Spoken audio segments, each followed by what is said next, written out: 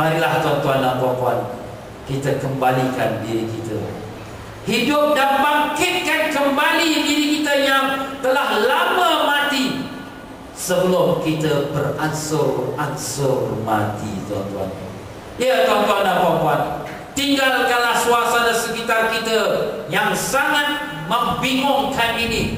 Marilah kita segera menuju ke tanah suci. Marilah kita mengikuti rombongan kafilah yang menuju kepada Allah di bawah langit mahsyar, dengan perasaan kita penuh menghadapi setiap masalah. Kita hilangkan segalanya, satukan tujuan kita menuju kepada Allah. Akhirnya barulah kita mengenal siapakah kita. Ya tuan-tuan dan puan-puan, jadi bukanlah pergi haji, bukanlah hanya pergi umrah, hanya ke Mekah, hanya tawaf, hanya sa'i, tapi dia adalah satu era penukaran hidup kita, membawa kita keluar daripada sekalian keadaan yang penuh keduniaan, kesyaitanan, kehaiwanan, bawa kita menuju kepada Allah Subhanahu wa taala. Inilah dia salah satu falsafah yang sudah hilang daripada para jemaah-jemaah haji dan umrah. Ya tuan-tuan, ibadah haji ialah ibadah bukan sekadar menuju kepada Kaabah, bukan sekadar menuju kepada Mekah, tapi sebenarnya dia adalah menuju kepada Allah. Itulah dia falsafah yang kedua, atau hikmah rahsia yang kedua, menuju kepada Allah. Kewujudan manusia tidak bermakna sekiranya manusia tidak berusaha menghampirkan diri dengan kebesaran Allah. Jauhkanlah diri kita dari semua keperluan yang boleh menimbulkan sifat haluba, yang akan menjauhkan kita dari Allah.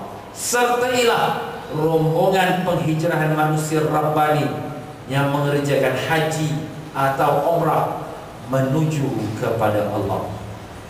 Sebelum kita pergi mengerjakan fardu haji, semua hutang-hutang hendaklah kita bayar. Kebencian dan kemarahan kita terhadap saudara mara atau kawan-kawan hendaklah dihapuskan dahulu. Satu keazaman hendaklah dibuat.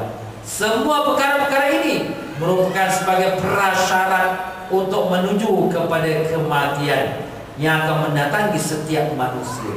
Tindakan ini pada satu hari kelak mesti dihitungkan dari segi peribadi dan wang ringgit. Saat-saat terakhir memperlihatkan di antara perpisahan dan masa depan manusia. Ya tuan-tuan, Allah berfirman, A'udzubillahi minasyaitonir rajim.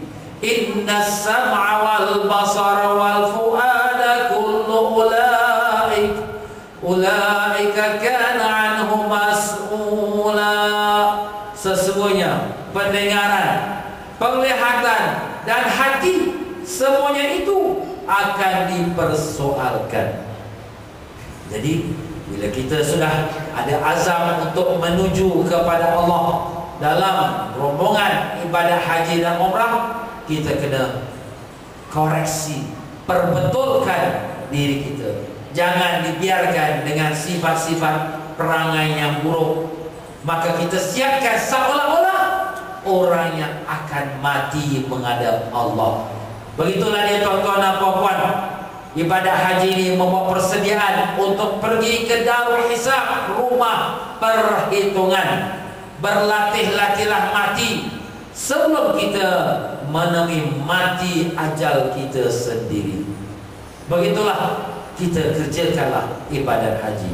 Ibadah haji mencerminkan kepulangan kita kepada Allah yang Maha Esa, yang tiada satu pun yang menyamainya. Pulang untuk menemui Allah, satu kepastian ke arah kesempurnaan, kebaikan, kecantikan, kekuasaan, keilmuan, nilai dan kenyataan.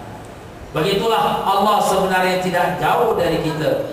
Oleh itu kitalah kena berusaha untuk menghampirkan diri kepada Allah. Allah lebih dekat daripada diri kita sendiri. Nahnu aqrabu ilaihi min hablil warid.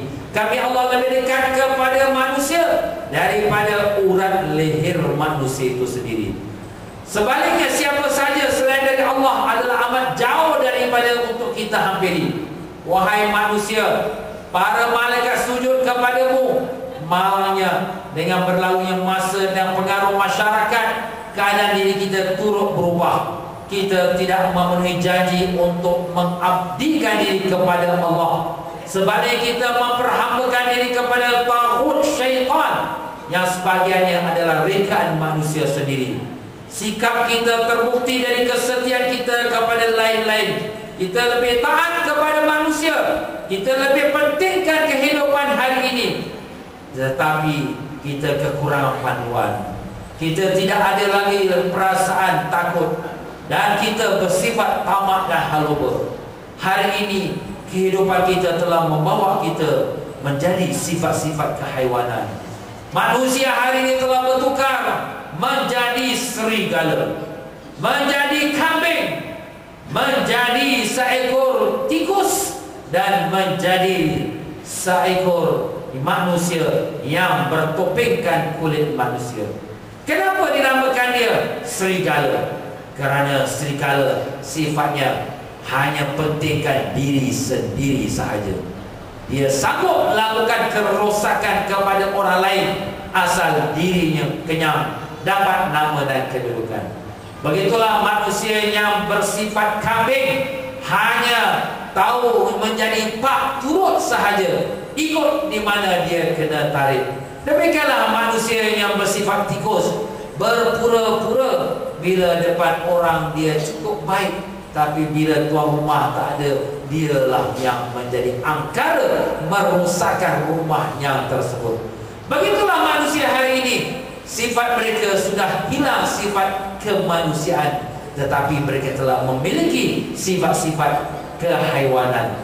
Ya manusia, kembalilah kepada asal usulmu. Pergilah kita kepada ibadah haji, maka rasalah kasih dan sayang kita kepada Allah dan kepada sekalian makhluknya. Marilah kita pasti disambut oleh Allah. Tinggalkanlah ke dunia kita, kekuasaan kita, kekayaan kita, khazanah kita, penyembahan-penyembahan yang mengelirukan. Jauhkanlah kita daripada kumpulan-kumpulan haiwan yang mana serigala menjadi pengembalanya. Marilah kita serti kabilah untuk bertemu dengan Allah, yaitu ke Baitullah atau ke Baitul Nas.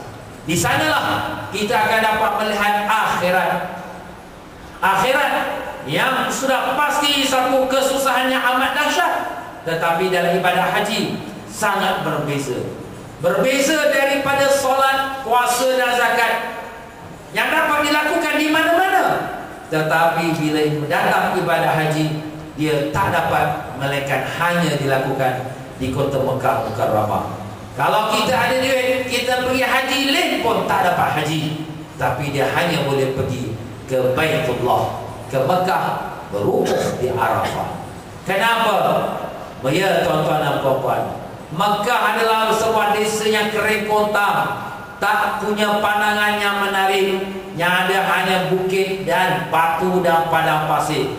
Allah sengaja memilih tempat ini untuk manusia datang melihat bagaimanakah akhirat nanti, yang dimana hanya merupakan padang pasir sahaja. Di sanalah manusia akan insaf.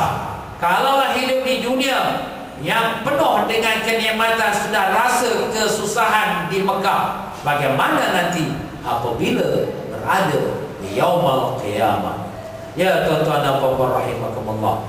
Jadi begitulah keadaan kota Mekah Al-Mukarramah yang akan membawa kita satu kesedaran, terlebih lagi sewaktu kita berwukuf di padang Arafah, seolah-olah mahsyar yang sedang menantikan kita.